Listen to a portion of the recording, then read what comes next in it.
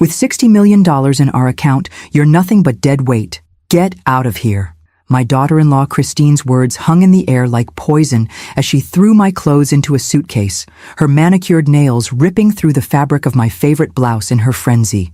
Her face, usually carefully composed into a mask of polite tolerance whenever David was around, had transformed into something unrecognizable, raw with a greed and hatred I'd suspected but never witnessed so nakedly before. "Christine, please," I said, my voice steadier than I felt. At 67, I never imagined I'd be watching my son's wife of 3 years literally throwing me out of their home.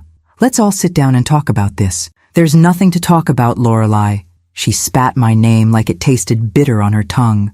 "We're millionaires now. We don't need you cluttering up our guest room anymore. We'll be buying a mansion with staff quarters. If you're lucky, maybe we'll hire you as the maid." She laughed at her own cruelty, a sound like breaking glass. My son David stood in the doorway, his face a battlefield of emotions, shock at his wife's behavior, warring with the intoxicating promise of sudden wealth. I searched his eyes for the little boy who once crawled into my lap during thunderstorms, the teenager who brought me breakfast in bed every Mother's Day, the man who'd insisted I move in with them when I sold my house to help with their down payment. "Mom," he finally said, his voice strained, "maybe Christine has a point. With this kind of money, we could set you up somewhere really nice, one of those luxury senior communities with activities and health care." My heart cracked along fault lines I didn't know existed.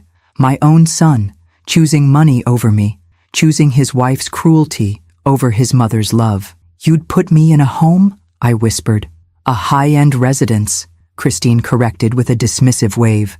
"Not that we owe you anything. It's our ticket, our money." She gestured to the lottery ticket on the kitchen counter, the one I'd bought them as part of our family tradition, the one she'd mocked as a waste of money from a naive old woman just yesterday. What Christine didn't know, what neither of them knew, was that I'd checked both tickets last night after they'd gone to bed. I knew exactly what each ticket was worth. I could have spoken then, revealed the truth immediately. But something held me back. Perhaps it was the lifetime of wisdom that comes from raising children alone after being widowed young. Perhaps it was simple self-preservation. Or perhaps it was the quiet voice inside that whispered, "Let them show you who they really are when they think they don't need you anymore." So I watched in silence as Christine continued emptying my drawers, her movements growing more frantic, more violent with each passing minute. I watched my son's weak protests die on his lips as she outlined their future of luxury and excess. "I've already called the locksmith," Christine announced, zipping the overstuffed suitcase. "He'll be here this afternoon to change the locks. You need to be gone by then." "You're changing the locks on my mother?" David asked, finally showing a spine, however tentative. "Our mother," Christine corrected with a saccharine smile that didn't reach her eyes. "Who needs her own space to enjoy her golden years while we enjoy our windfall? It's for the best, honey." As she dragged my suitcase toward the front door, I followed silently, a strange calm settling over me. Sometimes the universe hands you clarity in the most unexpected packages. This morning, mine had come wrapped in betrayal and 60 million reasons for truth. At the doorway, Christine practically shoved me onto the porch, the suitcase tumbling down the 3 steps to the walkway. My knitting needles and half-finished scarf spilled onto the concrete. "Christine!" David called out, horrified, but still not intervening effectively. It was time. I turned to face them, standing straighter than I had in years. "Before I go," I said quietly, "there's something you should know." "Save your guilt trip," Christine snapped. "We don't need to hear—" "The winning ticket," I interrupted, my voice growing stronger, "is actually the one in my name, dear. The one in your name's won $500. Their expressions froze, then crumbled in real time. Christine's smug superiority shattering into disbelief, David's conflicted face draining of color. I reached into my pocket and pulled out my phone, turning the screen to show them the lottery website I'd checked repeatedly through a sleepless night. "What?" Christine whispered, her voice suddenly small. "That's not possible." "See for yourself," I said, pointing to the tickets still on their counter. "Check the numbers carefully this time." As the truth dawned on them, I felt no triumph, no vindication, just a profound sadness that it had taken $60 million to reveal what had been hiding beneath the surface all along. I picked up my suitcase, collecting my scattered knitting supplies with as much dignity as I could muster. "I'll be at the Holiday Inn downtown until I figure out my next steps," I said, my voice remarkably steady. "David, you can reach me on my cell if you need to talk." As I walked toward the waiting Uber I'd quietly called, while Christine was ransacking my room, I heard her wail of rage and despair behind me. I didn't look back. Some views are better left in the rearview mirror. $60 million richer, and in some ways, immeasurably poorer. I had lost the illusion of my son's unconditional love, but gained something perhaps more valuable in the long run, the unvarnished truth. And truth, unlike family, never betrays you. The Holiday Inn room felt both alien and familiar, the generic furnishings reminiscent of countless family vacations when David was young, yet now tinged with the bitter knowledge that I was essentially homeless at 67. I placed my hastily packed suitcase on the luggage rack and sat heavily on the edge of the bed, the events of the morning replaying in an endless, painful loop. My phone had been buzzing non-stop since I left the house. 14 missed calls from David, 3 voicemails, a flurry of text messages ranging from desperate pleas to return to thinly veiled attempts to backpedal now that the financial tables had turned. "Mom, please come home. We need to talk. This is all a misunderstanding." Christine didn't mean what she said. "We're family. We can work this out." Family. The word sat like a stone in my chest. For 35 years, I'd defined myself primarily as David's mother. After Frank died of a heart attack when David was just 7, I'd worked 2 jobs to keep us afloat, postponed my own dreams, centered my existence around giving my son every opportunity I could manage. When Elaine came along 5 years later, my surprise blessing in the midst of widowhood, I'd stretched myself even thinner to be everything for both of them. Now Elaine was across the country saving lives as a trauma surgeon, too busy to call more than once a month. And David had stood by while his wife threw me out like yesterday's garbage, had actually suggested a luxury senior community as if warehousing me out of sight would salve his conscience. A knock at the door startled me from my thoughts. I approached cautiously, peering through the peephole to find David standing in the hallway, his face haggard. "Mom?" His voice came muffled through the door. "Please, can we talk?" Part of me wanted to ignore him, to let him stew in the consequences of his inaction. But decades of maternal instinct don't evaporate in a single morning, no matter how painful. I opened the door, but didn't step aside to let him in. "How did you find me?" I asked. "I called every hotel downtown until I found you." He ran a hand through his hair, a gesture so reminiscent of his father that my heart twisted despite everything. "Mom, I'm so sorry. What Christine did, what I let happen, it's unforgivable. Yet, here you are, seeking forgiveness," I observed, finally stepping back to allow him entry. He paced the small room, unable to meet my eyes directly. "Christine's hysterical. She checked the ticket and realized you were telling the truth. She's been alternating between sobbing and raging for hours. And you?" I asked, folding my arms across my chest. "Are you here because you're genuinely sorry, or because you've realized what side your bread is buttered on now?" The bluntness of my question seemed to physically strike him. David had never heard me speak this way. I'd always been the peacemaker, the one who smoothed things over, who sacrificed to keep harmony. "That's not fair," he started, then stopped himself. "No, you're right to ask that. I failed you today, Mom. Failed you in the worst possible way." His voice broke. "I have no excuse." "No, you don't," I agreed, surprising myself with my steadiness. "I sold my home. The home where you grew up, where every corner held memories of your father, to help you and Christine buy your house. I've cooked your meals, done your laundry, babied your wife even when she could barely hide her contempt for me. And at the first opportunity, you both discarded me like a burden you'd been forced to bear." David sank onto the edge of the bed, head in his hands. "I don't know what happened to me. When Christine started talking about millions of dollars, it was like I went temporarily insane. Like all my values, everything you taught me just evaporated.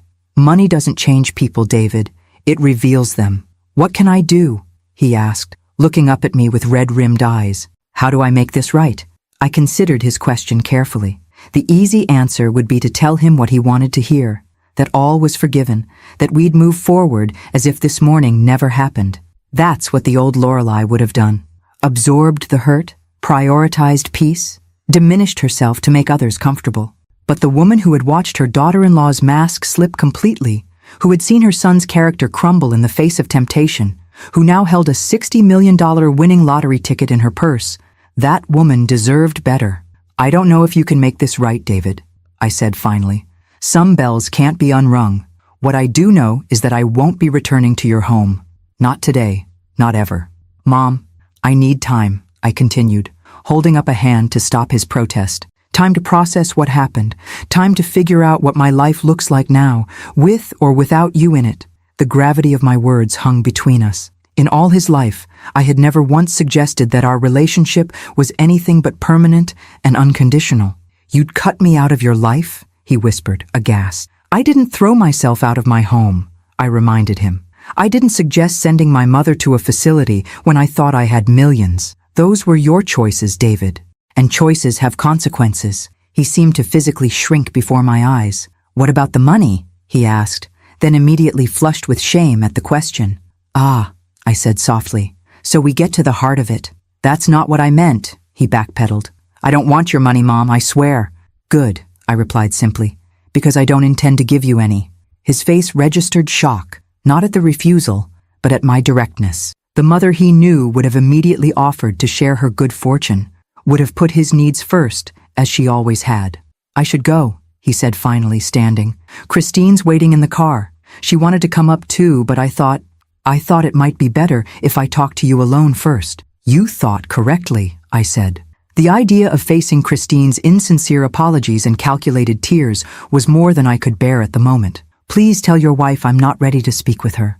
At the door, David turned back, his expression lost. "What happens now?" I looked at my son. This man I'd raised alone, had poured every ounce of love and sacrifice into, and felt a curious mixture of heartbreak and liberation. "Now," I said, "I claim the life I've put on hold for others. I suggest you do some serious reflection on the man you want to be, with or without $60 million in the equation." After he left, I sat in the quiet hotel room, staring at the winning ticket that had simultaneously destroyed and liberated my life in the span of a single morning. Tomorrow I would contact a lawyer, a financial advisor, figure out how to claim such an enormous sum. Tonight, I would allow myself to grieve, not for the money gained, but for the illusions lost. My phone buzzed with a text from Elaine. "Annual checkup reminder for you, Mom. Don't forget to schedule." My daughter, unaware that her mother's world had just imploded and reconstructed itself in the space of a few hours. I hadn't called her yet, uncertain how to explain what had happened, what I had discovered about the brother she'd always idolized. Some revelations change everything. Some truths can't be unlearned, and some windfalls carry the highest price of all. 3 days passed in a blur of practical necessities and emotional aftershocks. I found a modest extended-stay hotel with a kitchenette, contacted a highly recommended attorney specializing in lottery winners, and made an appointment with a financial advisor who had experience handling sudden wealth. Through it all, my phone continued to erupt with messages from David and, increasingly, from Christine. David's messages grew increasingly desperate. "Mom, please just talk to me. I know I don't deserve your forgiveness, but please give me a chance. Christine is beside herself. We both are. We made a terrible mistake." Christine's messages evolved from tearful apologies to thinly veiled attempts at reconciliation that invariably circled back to the money. "Lorelai, I was under so much stress. I said things I didn't mean. We're family. Family forgives. David and I always plan to share anything we won with you. I hope you'll do the same." I responded to neither, focusing instead on the practical steps of claiming my windfall while maintaining as much privacy as the Lottery Commission would allow. My attorney, Ms. Harrington, had been blunt. "The good news is you can claim through a trust to maintain some anonymity," she explained during our first meeting. "The bad news is that money changes relationships irrevocably, often bringing out the worst in people." "I've already seen that firsthand," I replied, briefly explaining the situation with David and Christine. She nodded, unsurprised. "Unfortunately, that's common. I strongly recommend changing your phone number immediately and being extremely cautious about who you tell about your winnings." It was on the 4th day, as I was signing the final paperwork to establish the trust that would claim my winnings, that my phone rang with Elaine's number. "Mom?" Her voice sounded strained. "What the hell is going on?" David just called me crying, saying you've won the lottery and are cutting everyone out of your life. Christine called right after claiming you're having some kind of breakdown. Are you okay? I sighed, settling onto the edge of the hotel bed. I'm fine, Elaine. Better than fine in some ways, worse in others. It's complicated. Start from the beginning, she instructed, her doctor's voice taking over, calm, authoritative, leaving no room for evasion. So I did. I told her about the lottery tickets, about Christine's explosive reaction when she thought they'd won, about David's failure to defend me, about the revelation of the true winning ticket. That absolute bitch, Elaine breathed when I finished. And David, I can't believe he just stood there while she threw you out. What the hell happened to my brother? Money, I said simply. Or the promise of it anyway. I'm coming home, she declared immediately. I'll book a flight tonight. You don't need to do that, I protested. You have patients who need you. My mother needs me, she countered firmly, and apparently my brother needs his ass kicked. I'll be there tomorrow. After we hung up, I sat staring at the phone, feeling simultaneously relieved and anxious. Elaine had always been the firebrand of the family, passionate, outspoken, fiercely protective. Her reaction was no surprise, but her intervention would inevitably escalate a situation I was still trying to process. My contemplation was interrupted by a knock at my hotel room door. Wary after the events of the past few days, I approached cautiously and peered through the peephole. Christine stood in the hallway, clutching an enormous bouquet of flowers, her face carefully made up but bearing the unmistakable puffiness of recent tears. My first instinct was to ignore her, to pretend I wasn't there, but some combination of curiosity and a lifetime of confrontation avoidance led me to open the door partway, keeping the security chain engaged. "Lorelei," she breathed, her voice trembling with what I now recognized as practiced emotion. "Thank goodness. I've been so worried." "How did you find me?" I asked, echoing the question I'd asked David days earlier. "I called every hotel in the city," she said, attempting to push the flowers through the partially open door. "Please, can we talk? I am so sorry about what happened." I made no move to take the flowers or remove the chain. "Christine, I'm not ready to speak with you yet. Please," she implored, tears welling in her eyes right on cue. "What I did was horrible. I don't know what came over me. It was like I became another person for a moment." "It wasn't another person," I said quietly. "It was you without the mask you've worn for 3 years, and now I've seen what's underneath." Her expression flickered, a momentary hardening before the contrite mask slipped back into place. "People say terrible things they don't mean when they're excited or stressed. You know I love you like my own mother." The blatant lie hung in the air between us. For 3 years, Christine had barely tolerated my presence, had made countless subtle digs about my clothing, my cooking, my outdated opinions. She'd excluded me from outings, forgotten to set a place for me at dinner when David worked late, rearranged my belongings when I wasn't looking. Small cruelties designed to make me feel unwelcome without being obvious enough for David to notice. "Christine," I said, surprising myself with my calmness, "we both know that's not true. You've resented my presence from day one. That's not—" "It is," I interrupted gently, "and that would have been your right if you'd been honest about it. But instead, you pretended while secretly undermining me at every turn. And when you thought you had the financial means to discard me without consequences, you showed your true feelings rather spectacularly." Her facade cracked slightly, irritation bleeding through. "So you're punishing us? Using your lucky ticket to get revenge? Is that why you're here?" I asked. "Because you think I'm punishing you by not sharing my winnings?" She flushed. "Of course not. I'm here because we're family, and families forgive each other. Families also don't throw each other out on the street," I pointed out, "or call elderly parents dead weight." Christine's expression hardened fully now, the mask dropping entirely. "Look, we both know this is about the money. You hit the jackpot by pure dumb luck, and now you're holding it over our heads. That's not fair."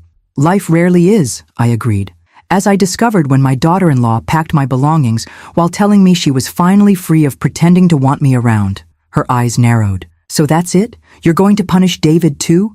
Cut off your own son because of something I did?" "David made his own choices," I said, "and now I'm making mine." "You won't get away with this," she hissed, her composed demeanor completely evaporated. "David deserves half that money. We deserve it." Deserve is a dangerous word, Christine, I replied, closing the door gently but firmly in her face. Through the wood, I heard her final shot. You'll regret this, Lorelei. Nobody turns their back on family without consequences. I leaned against the closed door, heart pounding despite my outward calm. The flowers she'd brought lay scattered in the hallway where they'd fallen when I shut the door. Beautiful, expensive, and completely hollow, just like the relationship she'd pretended to cultivate all these years. My phone buzzed with a text from Elaine. Flight booked. Arriving 11:30 tomorrow. We'll figure this out together. Love you, Mom. At least one of my children still remembered the meaning of that word. Elaine arrived like a force of nature, striding through the airport terminal with the purposeful energy that had propelled her through medical school and into her position as one of the youngest trauma surgeons at San Francisco General. She spotted me waiting near baggage claim and made a beeline in my direction, her carry-on rolling behind her. "Mom," she said, wrapping me in a fierce hug that smelled of airplane disinfectant and her signature jasmine perfume. She pulled back, eyes scanning me professionally. "You look exhausted. Are you sleeping?" "Hello to you too," I replied with a small smile. "And yes, I'm sleeping. Some. It's been an eventful week. That's the understatement of the century." She looped her arm through mine as we walked toward the exit. $60 million and family betrayal all in one morning. You win the prize for most dramatic life change, hands down. That was Elaine, direct, sometimes bracingly so, but never with malice. Where David had inherited his father's gentle manner and conflict avoidance, Elaine had apparently absorbed all the assertiveness genes in the family pool. In the taxi to my hotel, I filled her in on the latest developments. Christine's visit, the meeting with the financial advisor, the trust being established to claim the winnings. "So let me get this straight," Elaine said, her brow furrowed. "Christine actually showed up at your hotel room expecting what exactly? That you'd hand over a chunk of your winnings after she literally threw you out of their house?" "I think in her mind she was making amends," I replied. "She brought flowers." Elaine snorted. "Flowers? For treating you like garbage and calling you dead weight? How generous." "She's panicking," I said. "They both are. The reality of what happened, what they did, is sinking in, and they're scrambling to undo it. Because of the money," Elaine stated flatly. I sighed, watching the familiar cityscape pass by the taxi window. "Not entirely.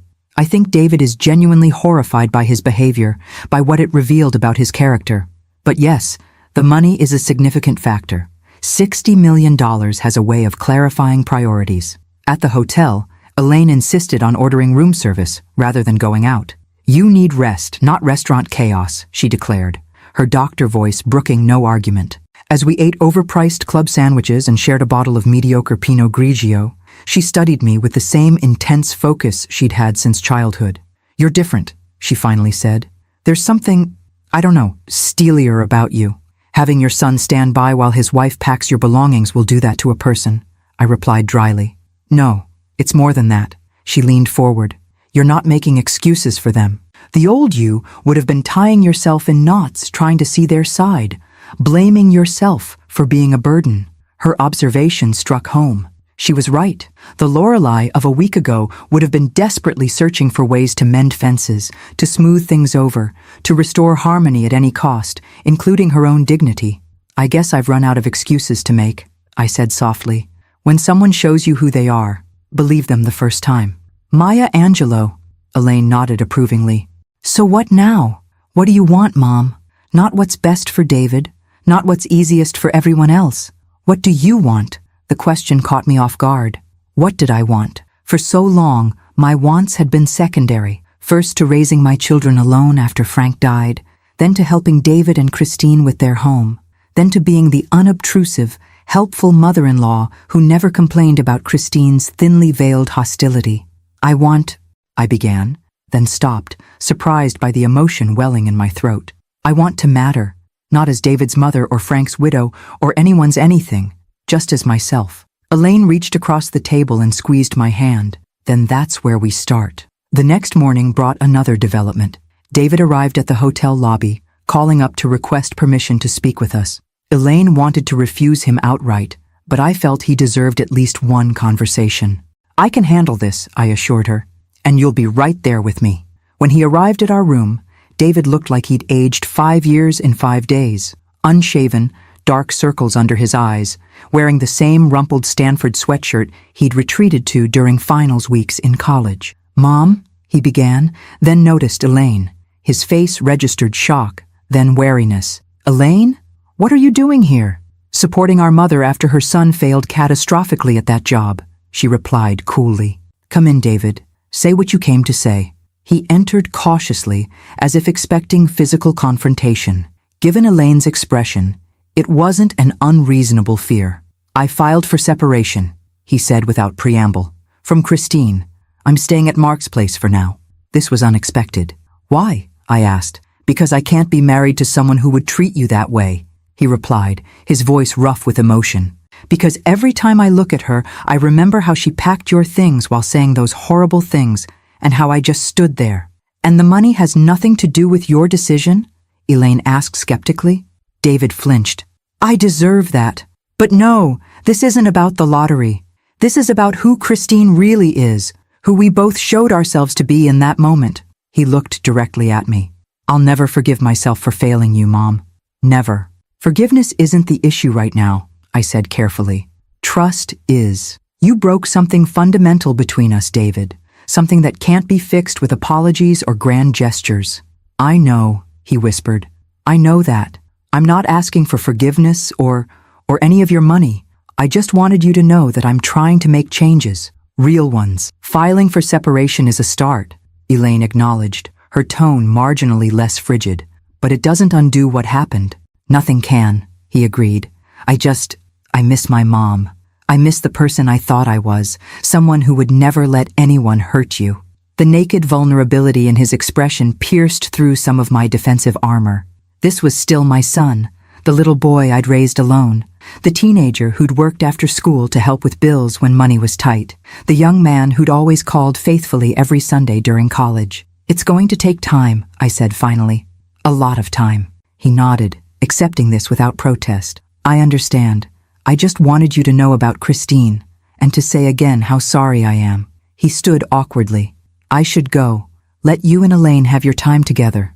After he left, Elaine examined my face carefully. "You're softening toward him." "He's my son," I said simply. "That doesn't disappear because he made a terrible mistake." "A mistake is forgetting your keys," Elaine countered. "He watched his wife throw you out of your home and suggested a senior living facility instead of defending you." "I know what he did," I replied quietly. "I was there, remember? But I also raised him for 35 years. I know who he is beyond this one awful moment." Elaine sighed, some of her righteous anger deflating. "I just don't want to see you hurt again, especially not by someone who should protect you at all costs." "I'm not rushing into forgiveness," I assured her. "But I'm leaving the door cracked open for the possibility someday. That's all." Later that evening, as we planned our next steps, finding me a more permanent living situation, scheduling the official lottery claim, my phone rang with an unknown number. "Mrs. Thornton?" a female voice asked when I answered. "This is Rebecca Wilson from Channel 9 News. We understand you're the winner of last week's $60 million Powerball jackpot. We'd love to schedule an interview." I hung up immediately, heart pounding. How did they get my number? How do they know it was me? Elaine's expression darkened. "I can think of 2 possibilities, and both of them live in the house you were thrown out of." The lottery ticket that had revealed Christine's true nature was now threatening what little privacy I had left. The windfall that should have brought security was bringing complications I'd never imagined. Money reveals people indeed, sometimes in ways you never wanted to see. "We need to move you immediately," Elaine declared, already throwing my belongings into the suitcase I'd barely unpacked. "Once your name gets out, every reporter, distant relative, and scammer in a 5-state radius will be hunting you down." My phone buzzed again. Another unknown number. Then another. Within minutes, my voicemail was full. My text messages overflowing with inquiries from news outlets, financial advisors offering their services, and even several messages from people claiming to be long-lost relatives. "How did this happen?" I asked, watching helplessly as my privacy evaporated in real time. The trust wasn't even finalized yet. The Lottery Commission shouldn't have released my name. "They didn't," Elaine said grimly, scrolling through her own phone. "Look."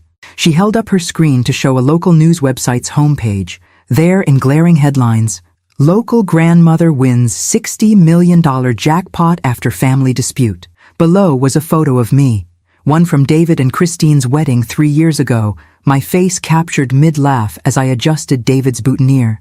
"How did they get that picture?" I whispered, a cold dread settling in my stomach. That was on Christine's Instagram account. Elaine's expression hardened as she scrolled further down the article. Sources close to the family report that Lorelei Thornton, 67, purchased 2 lottery tickets as part of a family tradition, one for herself and one for her son and daughter-in-law.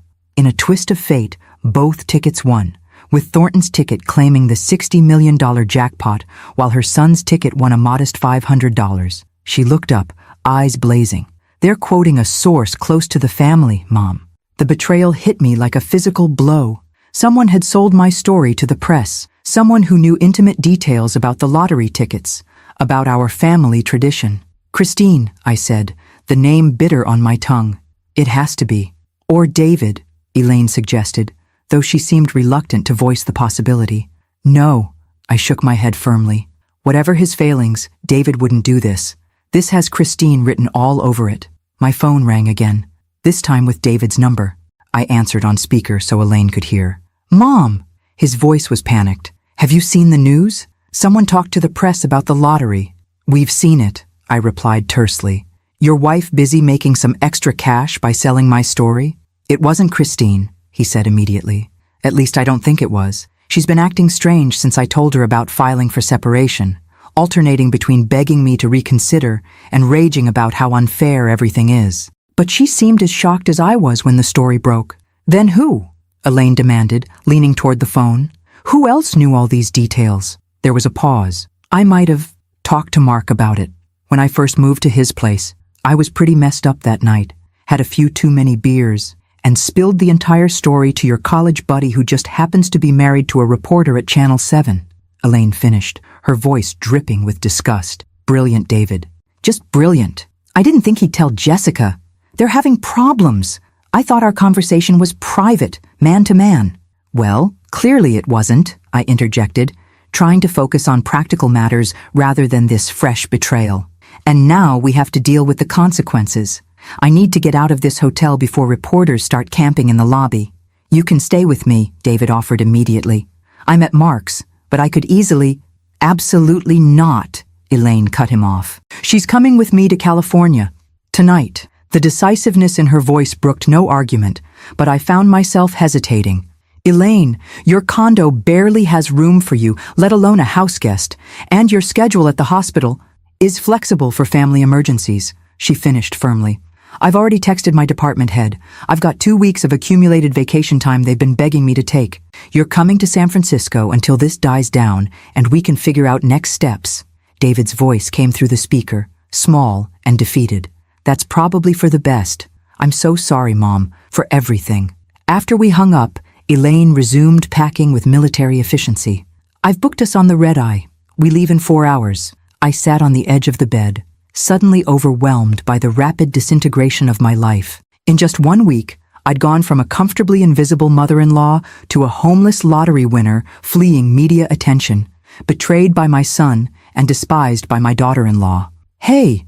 Elaine's voice softened as she noticed my expression. "We'll figure this out. The press will move on to the next sensation, and you'll be able to claim your winnings through the trust with minimal publicity. This is just a temporary storm." Before I could respond, my phone buzzed with a text from an unknown number. "Hope you enjoy your blood money, you manipulative old witch. You planned this from the start, didn't you? Buying 2 tickets, knowing one would win? Now you've turned my husband against me and destroyed our marriage. I won't forget this. See." I wordlessly handed the phone to Elaine, whose eyes widened as she read Christine's message. "She's unhinged," Elaine muttered, "and potentially dangerous. We're definitely getting you out of town tonight."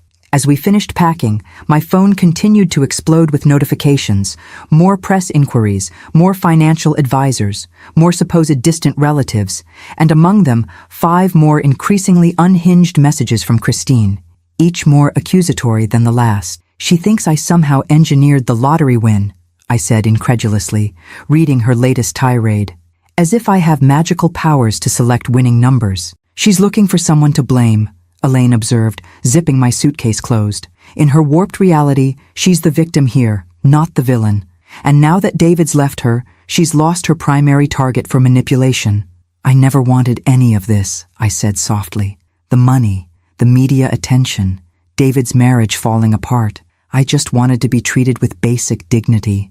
Elaine paused in her efficient packing to sit beside me, taking my hand in hers. That's because you're a good person, Mom. Better than all of us, honestly. You've spent your whole life putting everyone else first. Maybe this lottery win, as messy as it's becoming, is the universe's way of forcing you to finally put yourself first. As we prepared to leave for the airport, a final text came through. This one from David. Christine just left the house with a suitcase, raving about making things right and showing everyone the truth. I don't know what she's planning, but be careful, Mom. She's not stable right now. A chill ran down my spine. Christine had always been controlled, calculating in her hostility toward me. The idea of her becoming unpredictable, potentially violent, added a new dimension of fear to an already overwhelming situation. Don't respond, Elaine advised, reading over my shoulder. Let's just get to the airport and out of this city. We can deal with Christine's dramatics from 3,000 miles away. In the taxi to the airport, I gazed out at the city lights, the skyline I'd called home for 40 years, since Frank and I bought our first small house as newlyweds. I'd never imagined leaving, certainly not like this, fleeing in the night from media attention, and a vengeful daughter-in-law, my relationship with my son hanging by a thread. $60 million. The sum that was supposed to bring security and comfort had instead unleashed chaos and revealed the brittle foundations of relationships I'd thought were solid. Stop looking so grim, Elaine nudged me gently.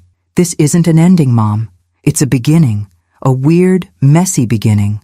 But still, for the first time in decades, you get to decide what your life looks like, on your terms, with your priorities. As the taxi merged onto the highway toward the airport, I allowed myself to consider the possibility that she might be right, that somewhere beyond the current turmoil might lie a life I'd never dared imagine for myself, one where Lorelei Thornton existed as more than just someone's mother, someone's mother-in-law, someone's widow, one where I finally, truly mattered as myself. San Francisco greeted us with fog and a gentle mist that seemed to blur the sharp edges of the world I'd left behind.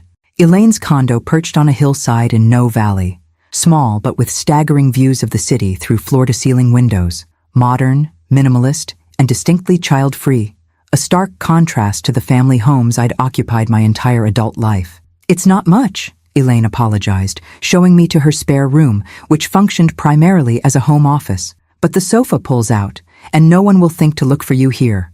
It's perfect, I assured her, too exhausted from the overnight flight and emotional upheaval to care about accommodations. Thank you for doing this. Stop thanking me, she said firmly.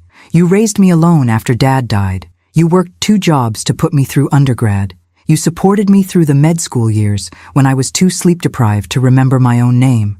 I think I can handle providing a safe haven for a few weeks. That first day passed in a blur of necessary phone calls. To Ms. Harrington about moving forward with the trust despite the media leak. To my bank about securing my accounts against potential fraud. To the few close friends back home who might worry about my sudden disappearance. I changed my phone number, created new email addresses, and began the process of digitally disappearing as thoroughly as possible. By evening, exhaustion claimed me, and I fell into dreamless sleep on Elaine's pull-out sofa, lulled by the unfamiliar city sounds floating through the partially open window. I awoke the next morning to the smell of coffee and the sound of Elaine's voice, low and intense, coming from the kitchen. Padding quietly down the hallway, I paused at the threshold, not wanting to interrupt what sounded like a serious conversation. I don't care what she's saying, David. Mom didn't steal anything from anyone. No, I'm not going to tell you where we are right now. Because your wife is acting like a lunatic, that's why. I stepped into the kitchen, making my presence known. Elaine glanced up, phone pressed to her ear, and rolled her eyes dramatically. She's here now. Do you want to speak with her? A pause. Fine, but keep it brief. She needs rest, not more drama. She handed me the phone with a warning look. David? I said. Accepting both the phone and the mug of coffee, Elaine slid across the counter to me. Mom, thank God. His voice sounded ragged. Are you okay? Safe? I'm fine, I assured him. What's happening there? He exhaled heavily. It's not good. Christine's gone nuclear. She did an interview with Channel 9 yesterday, claiming you manipulated the whole lottery situation to break up our marriage. Said you've been jealous of her from day one and used the winning ticket to drive a wedge between us. That's absurd, I said, though nothing about Christine's behavior surprised me anymore. Of course it is. But she's convincing when she cries on camera.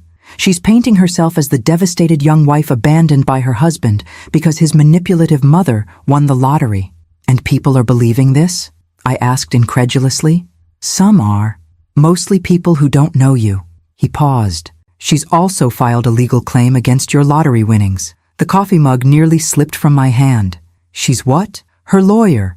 And yes, she somehow found a lawyer willing to take this case, is arguing that since the tradition of buying lottery tickets was a family compact, all winnings should be considered shared family assets. It's completely bogus according to Mark's friend who practices family law, but it could tie things up in court for a while. The room seemed to tilt slightly. Just when I thought the situation couldn't become more bizarre, Christine had found a way to escalate further. Mom? Are you still there? I'm here, I said faintly. Just processing. I'm so sorry, David said, his voice cracking. This is all my fault. If I hadn't told Mark about the lottery, if I'd stood up to Christine when she was throwing you out. If, I interrupted gently. We can't change what happened, David.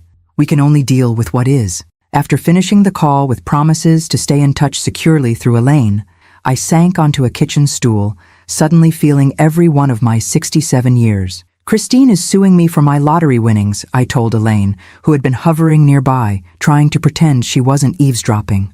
And she did a televised interview painting me as some kind of manipulative monster. That vindictive little... Elaine bit off the rest of her sentence. Okay, deep breaths. This changes nothing. Miss Harrington needs to know about the lawsuit immediately, but otherwise, our plan remains the same. You stay here, out of the spotlight, while the legal team handles things back home. The next 2 weeks settled into an unexpected rhythm.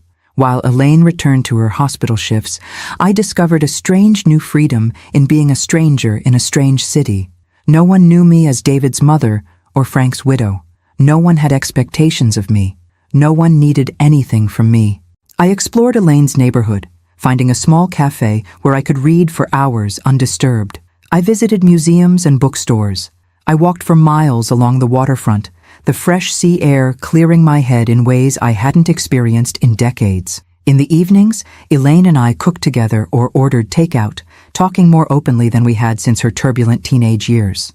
I learned about her life in San Francisco, her challenging but fulfilling work in the trauma center, her close circle of fellow doctors, her on-again, off-again relationship with a neurosurgeon named Malik. Why haven't you mentioned him before? I asked one night over Thai food. She shrugged, pushing noodles around her plate. It's complicated. We work together, which makes things messy. And I'm not sure I want the whole marriage kids package that seems to be the default expectation. You don't have to want that, I said. There's no one right way to build a life. She looked up, surprised. That's not what I expected you to say. You've always been so traditional. I've had some perspective shifts lately, I replied dryly. Nothing like watching your daughter-in-law pack your belongings while calling you dead weight to make you reconsider societal expectations. She laughed, then turned serious. I've been thinking about what you said that first night here, about wanting to matter as yourself, not just as someone's mother or wife. What does that look like for you? What would make Lorelei Thornton happy, just for herself? The question caught me off guard, as it had the first time she'd asked it. What did I want? The concept felt foreign after decades of putting others' needs first. I'm not sure yet, I admitted, but I'm starting to get glimpses. I enjoy this freedom to come and go as I please. I like learning new things without worrying about keeping a household running. I've started sketching again. Did I tell you that? Just little scenes from my walks. I haven't drawn anything since before your father died. Elaine's expression softened. That's beautiful, Mom. And yes, I noticed the sketchbook. You're actually really good. I'm rusty, I demurred. Take the compliment, she insisted, and keep exploring. That's what this time is for. Figure out who Lorelei is beneath all the roles she's played. That night, as I lay on the pull-out sofa listening to the distant sounds of the city, I reflected on how strangely liberating this forced exile had become. The lottery win that had upended my life had also, paradoxically, given me the first real breathing space I'd had in 40 years. The money would come with complications. Christine's lawsuit, media attention, the inevitable requests and expectations from others. But for now, in this suspended moment, I was discovering something I'd forgotten existed. Myself. The call from Ms. Harrington came on a Tuesday morning, 4 weeks into my San Francisco sanctuary. I was sketching the Golden Gate Bridge from a viewpoint in the Presidio, the fog rolling dramatically through its massive spans, when my new secure phone buzzed. "Mrs. Thornton," she began, without preamble. "I have updates on several fronts. First, the good news. The trust has been established and accepted by the Lottery Commission. Your winnings have been transferred to the secure accounts we set up." I exhaled slowly, feeling a weight lift that I hadn't fully acknowledged was there. "And the other situation? That's more complicated," she replied, her tone measured. "Your daughter-in-law's lawsuit has been filed with the county court. As expected, it's frivolous, but we'll need to respond formally. Additionally, her media campaign has escalated." "How so?" I asked, already dreading the answer. "She's given 3 more interviews, each more inflammatory than the last. The most recent one includes allegations that you've had a history of manipulative behavior and financial control over your son." I nearly dropped the phone. "That's absurd. I gave them money for their house down payment." "I know," Ms. Harrington said soothingly, "and we have the documentation to prove it. But in situations like this, emotional narratives can sometimes overpower factual evidence, at least in the court of public opinion. What does this mean for the lawsuit?" "Legally, it changes nothing. Her case remains weak, but she's clearly attempting to pressure you through public sympathy and potential harassment. Have you received any concerning communications?" I thought of the dozens of messages that had flooded my old email and phone before I changed them. Strangers calling me a greedy old woman who was destroying a young couple's marriage, distant acquaintances suddenly expressing concern about my mental health, even a few former neighbors suggesting I should do the right thing and share my winnings. "Some," I admitted, "but I've disconnected from most platforms where people could reach me." "Good. Keep it that way." She paused. "There's one more thing. Your son called our office yesterday. He wanted to formally state for the record that he is not part of his wife's lawsuit and does not support her claims." A small warmth kindled in my chest at this evidence that David was, at least in this matter, choosing the right side. "Thank you for telling me that." After the call ended, I sat on the park bench, my sketching forgotten as I processed this new development. Christine was doubling down, escalating her vendetta against me through both legal and public channels. What had begun as a shock reaction to perceived loss was calcifying into something more dangerous, a deliberate campaign to destroy my reputation and claim money she felt entitled to. That evening, I shared the update with Elaine over dinner.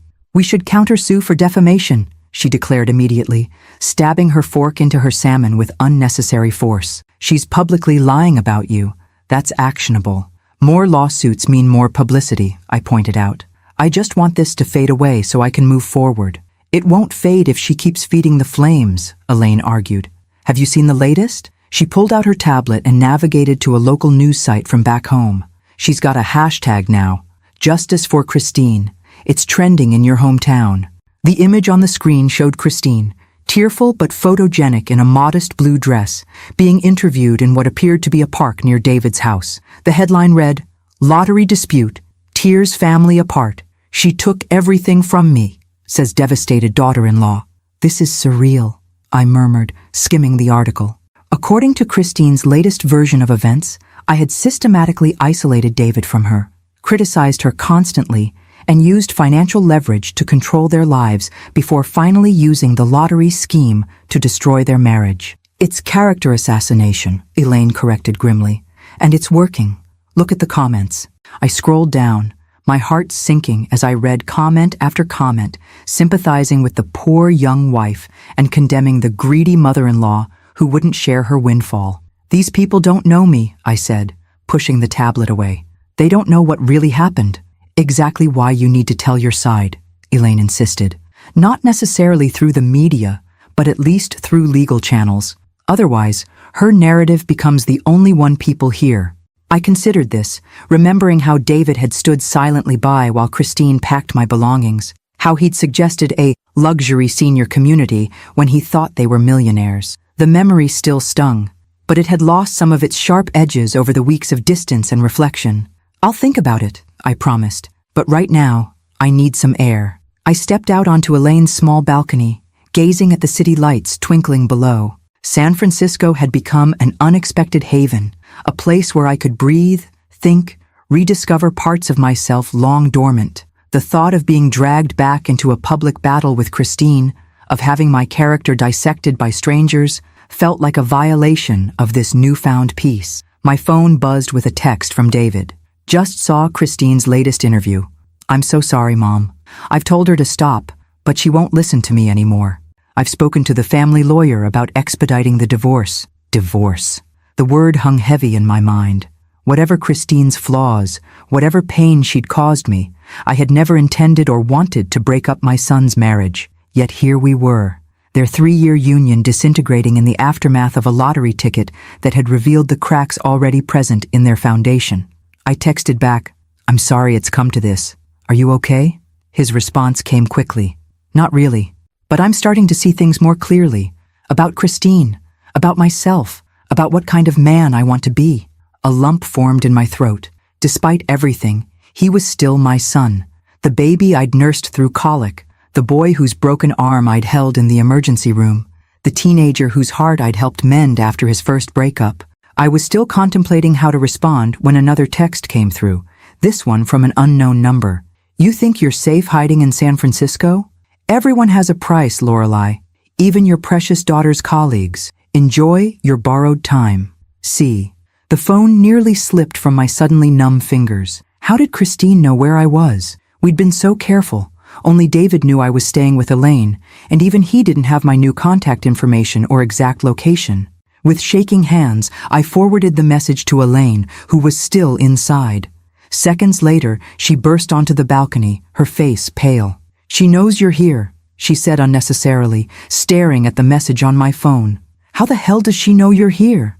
"Someone must have told her," I replied, trying to keep my voice steady despite the fear unfurling in my stomach. "But who? You, me, David. We're the only ones who know." Elaine's expression darkened. Not anymore, apparently. She took my arm, guiding me back inside and locking the balcony door behind us. "Pack your things. We're not staying here tonight." "Elaine, we can't just—" "Mom," she cut me off, her voice deadly serious.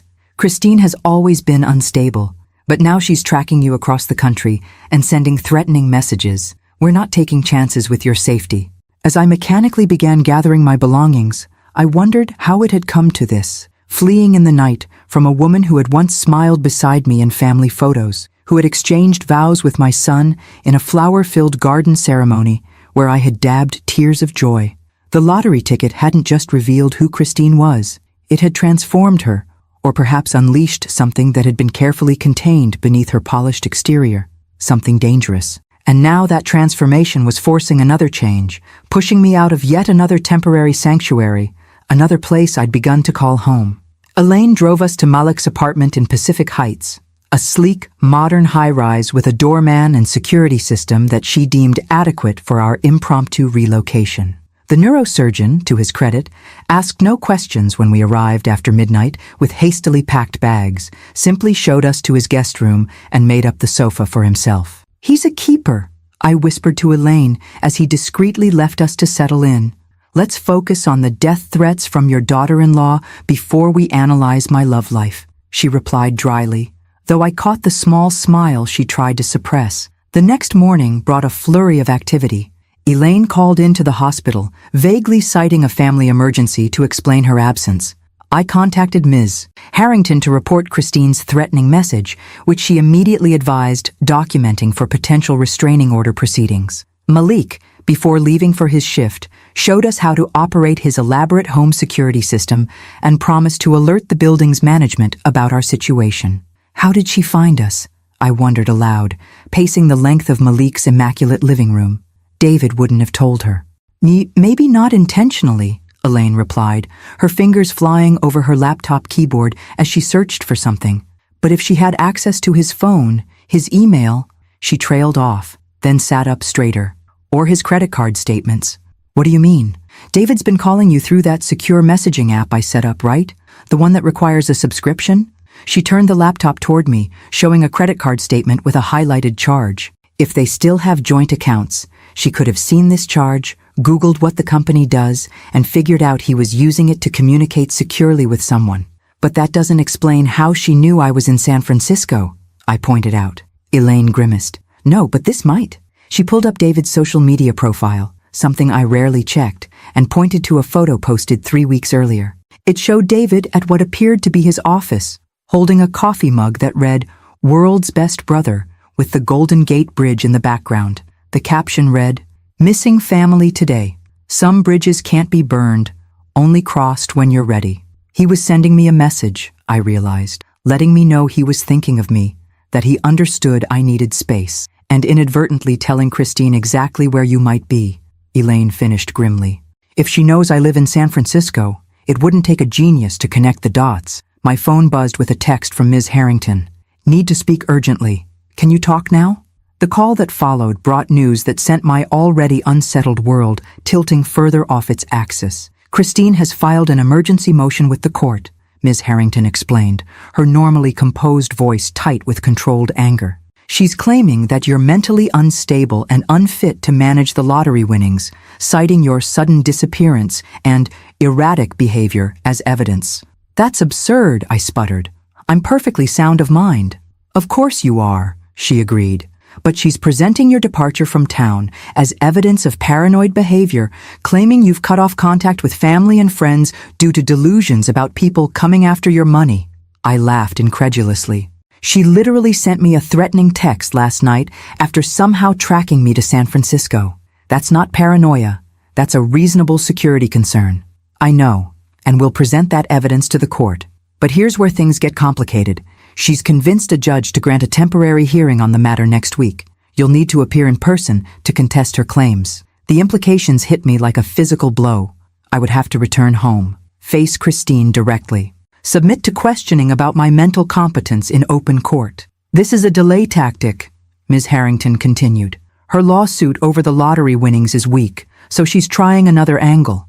If she can get even a temporary ruling questioning your competence, it could freeze the assets and give her leverage for a settlement. After the call ended, I sat in stunned silence, trying to process this latest development. Elaine, who had been listening to my side of the conversation, was incandescent with rage. She's trying to have you declared incompetent? After everything she's done? That manipulative gaslighting? Elaine, I interrupted gently. This isn't helping. She took a deep breath, visibly trying to calm herself. You're right. I'm sorry. I just can't believe she's escalating to this level. I can, I said quietly. She's desperate. The divorce is proceeding. Her public sympathy campaign isn't translating to legal advantage, and she's running out of options. So what now? You're not actually considering going back there, are you?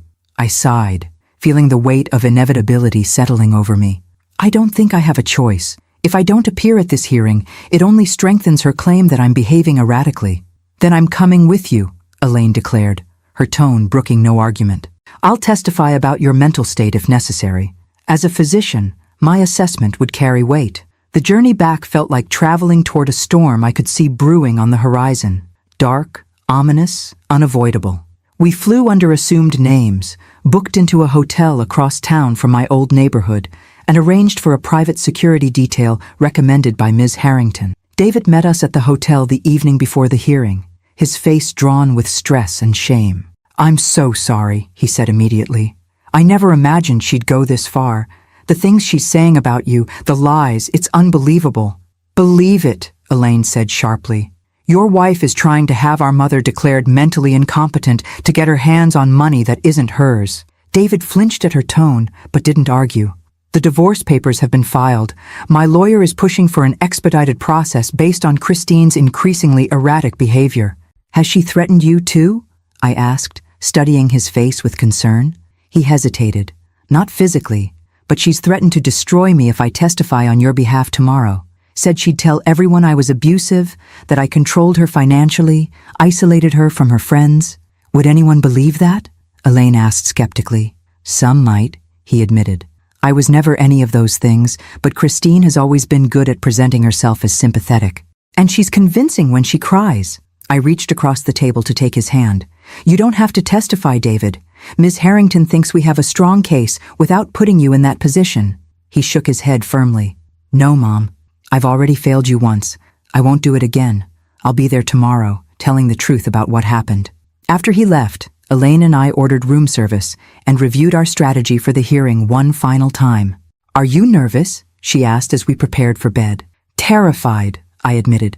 Not of Christine or the hearing itself, but of being pulled back into all this ugliness just when I was starting to find some peace.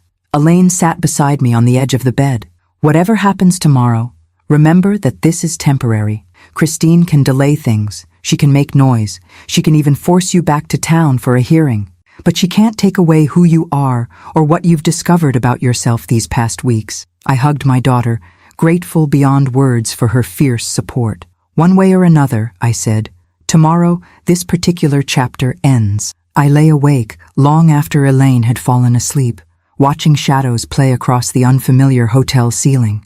Tomorrow I would face Christine, the woman who had called me deadweight, who had packed my belongings while telling me I was unwanted, who was now attempting to have me declared incompetent to manage my own affairs. Strangely, beneath the anxiety and indignation, I found a core of calm resolve that hadn't been there 6 weeks ago when I'd fled town. The Lorelei who had left had been shocked, hurt, and unmoored by betrayal. The Lorelei returning tomorrow had begun to rediscover her strength, her voice, her worth beyond what she could give to others. Christine might have forced this confrontation, but she would not find the same woman she had thrown out of her home that fateful morning. For better or worse, that woman no longer existed. The county courthouse loomed before us, its stone facade austere.